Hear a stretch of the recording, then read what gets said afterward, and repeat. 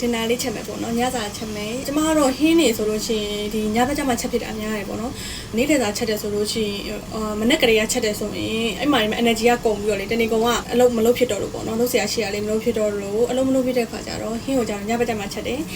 အဲ့တော့ခုပါချက်မလဲဆိုရင်ဝတ်သားကြော်ရယ်ပြီးတော့ကျုပ်တိုဖူဟင်းရယ်ကျုပ်တိုဖူနဲ့ကက်ရော့နဲ့ပေါ့နော်ကျုပ်တိုဖူနဲ့မုံလောင်းနေနဲ့ဟင်းရယ်နောက်ပြီးလို့ရှိရင်ဘဲဥ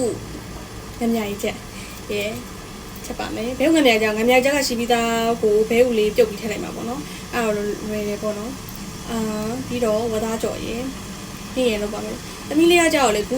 နောက်ပိုင်းပေါ့နော်ဒီတလားလောက်ရှိပြီးအသားတွေစားလာတဲ့ခါကျတော့ပေါ့နော်အသားဟင်းလေးတွေကိုဟင်းရောအကြော်လေးတွေကိုပေါ့နော်တလဲစီလုပ်ပေးဖြစ်တယ်ပေါ့နော်ဆိုတော့ခုအသားလေးကြီးကြိုက်လာပြီဆိုတော့လေပြီးတော့လည်းအရွက်လေးတွေလည်းစပြီးတော့စားလာရဲဆိုတော့အဲ့လိုပေါ့နော်မျှတအောင်ပေါ့နော် balance ပြအောင်အကုန်လုံးပါအောင်လို့နောက်ပိုင်းချက်ကျွေးဖြစ်တယ်